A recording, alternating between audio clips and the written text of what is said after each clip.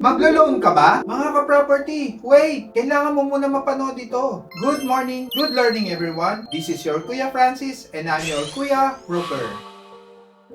Pag tayo ay maglo-loan, mapapansin po nila lagi sa mga loan forms ang terms at ang fixing rate or fixing period. Ang terms po ay tinatawag din po nila loan tenure. Ang loan tenure is the full life of the loan within which you will be paying the monthly amortization. Ang terms or loan tenure ay ang haba ng loan or number of years na babayaran mo ang loan. Pwedeng 5, 10, 15, or 20 years. And for some banks, even up to 30 years. Pag prefer po nila ay 30 years to pay, just comment or send us a private message at kami na po ang mag-aasikaso ng home loan application nila. Going back, ang rate fixing, fixing period, or repricing period is the fixed period of your interest rate. Here po yung sample ng fixing period. Hindi po siya actual mga ka-property kasi nag-iiba po ang rates from time to time. Depende po kung kailan po sila magpa-file ng loan at kung kailan po may bubuo ang inyong loan. Kasi sometimes, may mga promo rates sa mga bank or at many times naman po, nag-i-increase ang rates. Mapapansin po nila, pag fixed for 1 year, mababa po ang interest rate. Pero after a year, your interest rate might increase. Depende po sa current interest rate kung kailan po mag-e-end ang fixing period. The shorter the repricing period, the lower the interest rate. Pero, the higher the risk. Because pwede pong magbago ang interest rate. The longer the repricing period, the higher the interest rate. Pero, the lesser po ang risk dahil mas matagal po naka-fix ang ating interest rate. Kayo mga ka-property, ano po ang prefer nila? Fix for 1 year dahil mahilig po sila sa risk? Fix for 3 years in the middle of conservative at risk taker? Or fix for 5 years dahil conservative po tayo? Pakitype naman po sa comment section below kung ano po ang prefer nilang fixing period. Again, this is your Kuya Broker. God bless po sa ating lahat.